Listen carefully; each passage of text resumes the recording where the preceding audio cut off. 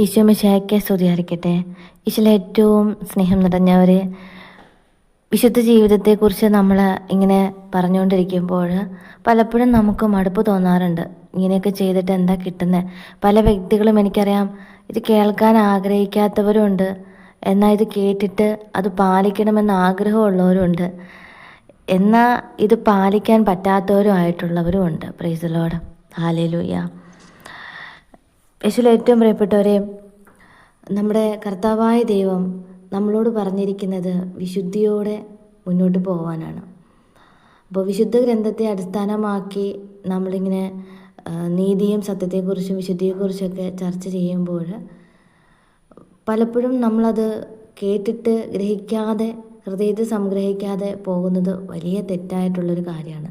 ഇന്ന് നമ്മുടെ സമൂഹത്തിൽ ഇതിനെക്കുറിച്ച് ഒരുപാട് ക്ലാസ്സുകളും ധ്യാനങ്ങളും ഒക്കെ നമുക്ക് കിട്ടുന്നുണ്ട്. പക്ഷെ നമ്മൾ മാറുന്നില്ല.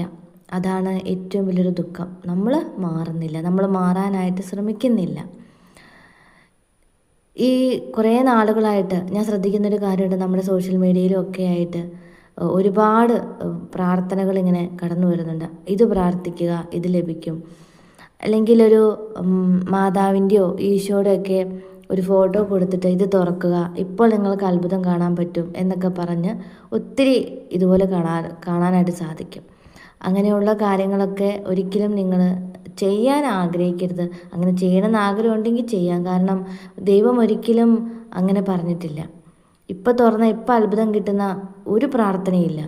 നമ്മൾ മാറുന്നതനുസരിച്ച് നമ്മുടെ ജീവിതത്തിൽ മാറ്റങ്ങൾ ഉണ്ടാവത്തുള്ളൂ. Praise the Lord. നമ്മുടെ ജീവിതത്തിലേക്ക് കർത്താവ് കടന്നു വരണമെങ്കിൽ നമ്മൾ പൂർണ്ണമായും ഒരു ഭൗതികമായ പകുതിയെങ്കിലും നമുക്ക് ഒരു മാറ്റം നമ്മുടെ ശരീരത്തിൽ, നമ്മുടെ ആത്മാവിൽ ഉണ്ടായിരിക്കണം. മാറാനുള്ളൊരു തീരുമാനം എടുത്തിരിക്കണം. ഇനി ഈ പ്രിയപ്പെട്ടവർ, നമ്മുടെ പരിശുദ്ധാത്മാവിനെ കിട്ടാനായിട്ട് നമ്മൾ ഏറ്റവും എളുപ്പ വഴി എന്ന് പറഞ്ഞാൽ, നമ്മളായിരിക്കുന്ന ഒരു സാഹചര്യം ഏതാണോ, പാപത്തിൻ്റെ സാഹചര്യങ്ങൾ എന്തെങ്കിലും ഉണ്ടെങ്കിൽ ആ സാഹചര്യത്തെ നമ്മൾ എടുത്തു മാറ്റിയിട്ട് അവിടെ നമ്മൾ ദൈവത്തെ സൃഷ്ടിക്കുമ്പോൾ, നമ്മുടെ ഹൃദയത്തിൽ ദൈവത്തെ സൃഷ്ടിക്കാനായിട്ടൊരു തീരുമാനമെടുക്കുന്ന ആ ഒരു സമയം മുതൽ നമ്മൾ ബൈബിൾ എടുത്ത് വായിക്കും. ആ വായിച്ച് നമ്മൾ ഓരോ ദിവസം വായിക്കും തോറും നമ്മളറിയാതെ തന്നെ നമ്മളിൽ പരിശുദ്ധാത്മാവിൻ്റെ കൃപ നിറയും. ഇതിലും ഒരു എളുപ്പവഴി എനിക്ക് തോന്നുന്നില്ല, ഉണ്ടെന്ന് തോന്നുന്നില്ല. അപ്പോൾ നമ്മൾ മാറുമ്പോൾ നമ്മുടെ ഉള്ളിൽ ദൈവം ഇടപെടാൻ തുടങ്ങും, നമ്മുടെ ജീവിതത്തിൽ ഇടപെടാൻ തുടങ്ങും. കുഞ്ഞു സഹനങ്ങളൊക്കെ ഉണ്ടാവും. ആദ്യമൊക്കെ സഹനം കൂടും, പിന്നീട് അത് കുറയും. പിന്നെ ഒരു സഹനം വരുമ്പോൾ നമ്മൾ ഊഹിച്ചാൽ മതി, ആ സഹനത്തിനപ്പുറത്ത് ദൈവം ഒരു അനുഗ്രഹം വെച്ചിട്ടുണ്ട്. അപ്പോൾ എൻ്റെ ദൈവമക്കളെ, ഒരിക്കലും തെറ്റായിട്ടുള്ള ഒരു പ്രാർത്ഥനയിലേക്കൊന്നും ചെന്ന് ചാടാം.